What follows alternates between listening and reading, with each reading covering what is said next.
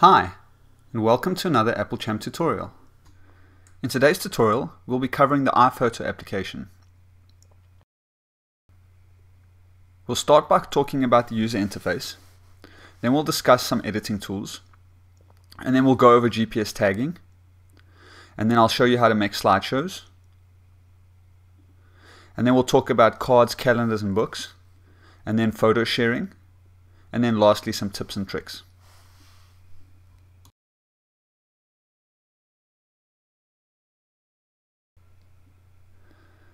In iPhoto, we have two user interfaces that we can use, depending on whether we use the new full screen mode built into Mac OS X Line.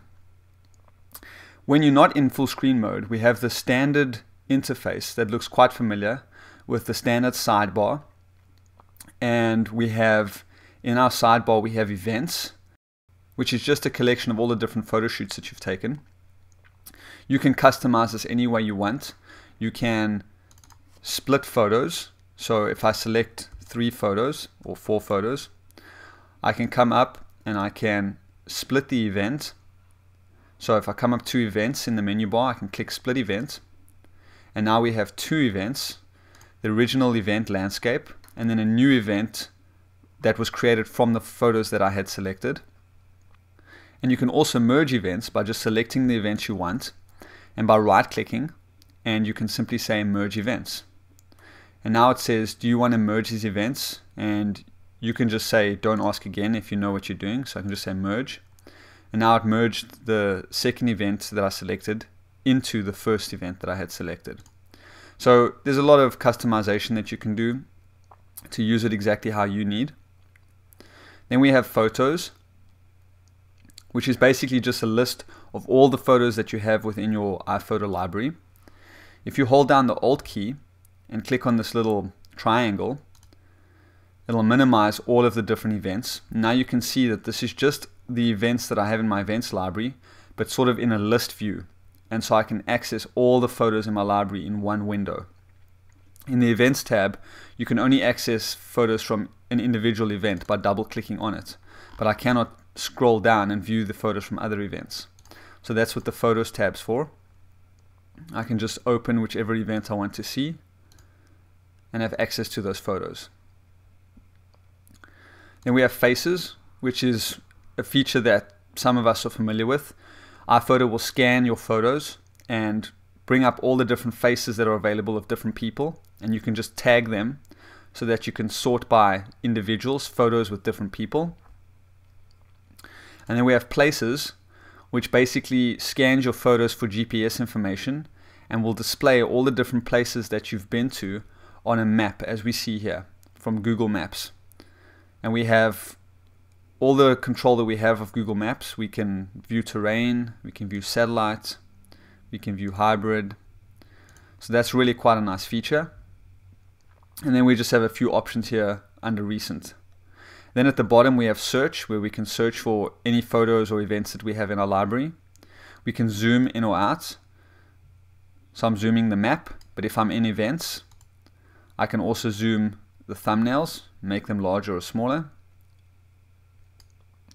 Then we have a slideshow button, which will basically create a slideshow on the fly with the photos that you have selected just by clicking play.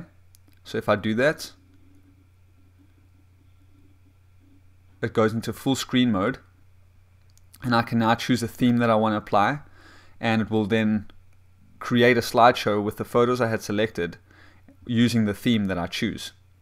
So let's just say origami and click play.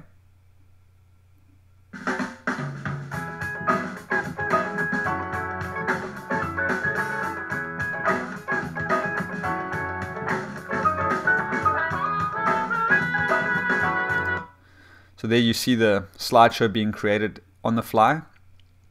And there's some settings that we have that we can just adjust for the slideshow. We can change the music. We can look at the settings panel. You can change the time that it displays each photo for. There's just a few settings that you can play around with. So it's really quite a nice feature.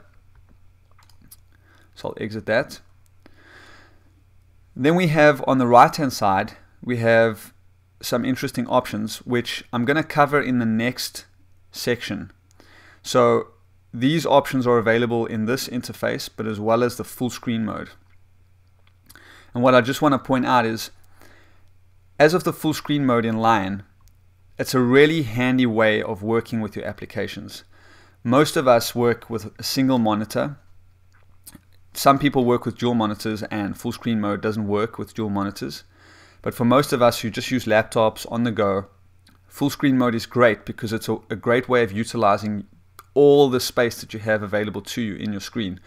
It hides your menu bar, it hides your dock, it just uses everything. And the user interface for some applications has been completely redesigned, as I will show you now with iPhoto, to better utilize the space.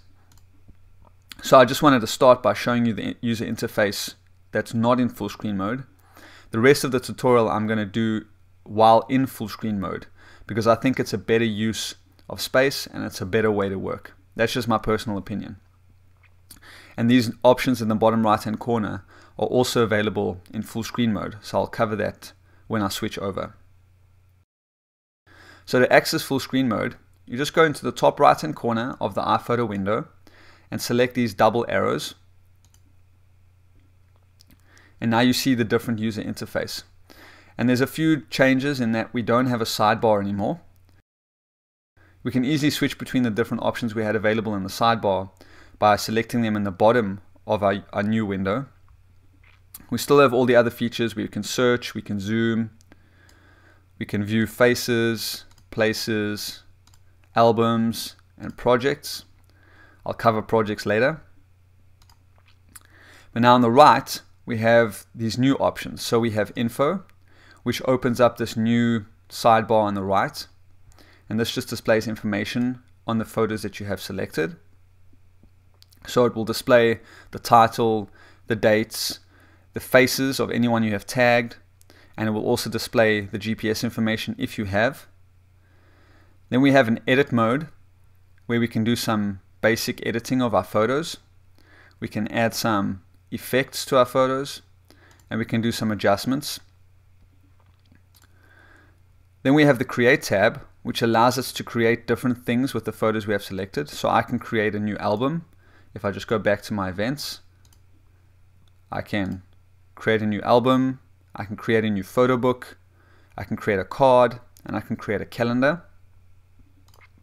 Then I can also add to existing albums. So if I had existing books, cards, and calendars, I'd be able to add photos to them from the Add tab. And then lastly, we have the option to share our photos in a variety of ways.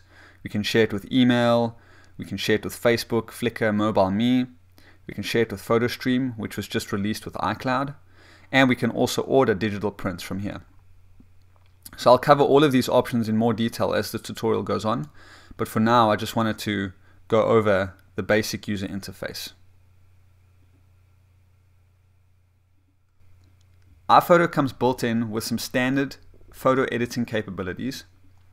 So if you just select a photo, we can come across to the edit tab, and now you see the photo becomes sort of full screen, and we have some editing features.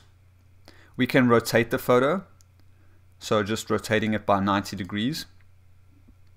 We can enhance the photo, and as you see, it automatically does a color enhance, so I'll undo that. And I'm not sure if you can see, but when I click on it, some of the contrast adjusts on the photo. Just makes it look a little bit bright, makes the color stand out a little bit more. We have the option to fix red eye. If I had red eye in this photo, perhaps of a close-up portrait, I could fix it.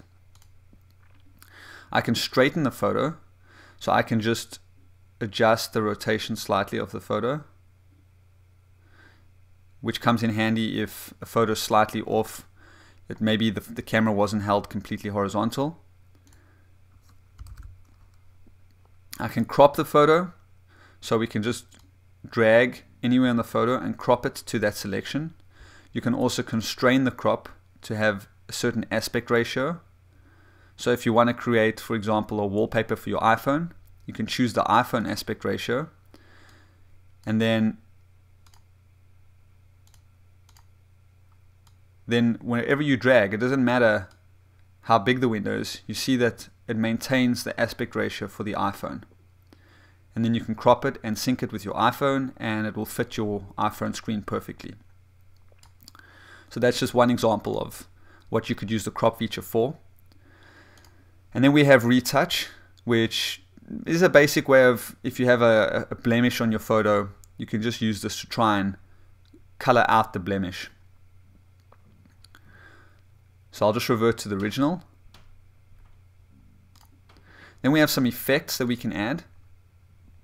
We can lighten the photo, we can darken it, we can adjust the contrast, we can make it warmer. The more you click it, the more it applies the same filter. So I'll just revert to original again. So contrast, I'll click, and it's very slight changes, but it's affecting the contrast of the photo. I can saturate it, so I'll click it more and more, and you see that the sky becomes bluer and bluer as I go. The colors start standing out more. I can make it cooler as well. And then we have some basic built-in effects, so we can make it black and white, or sepia, or antique, or matte, or vignette, or edge blur. Just revert to original. Edge blur, fade, boost, which boosts the color, and then none, which is the original. And then lastly, we have some adjustment features that we can do, slightly more advanced. We can adjust the levels of our photo.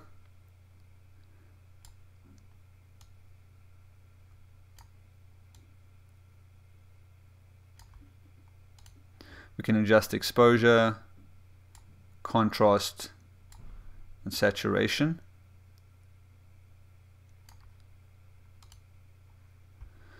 And definitions, highlights, shadows, sharpness, and denoise.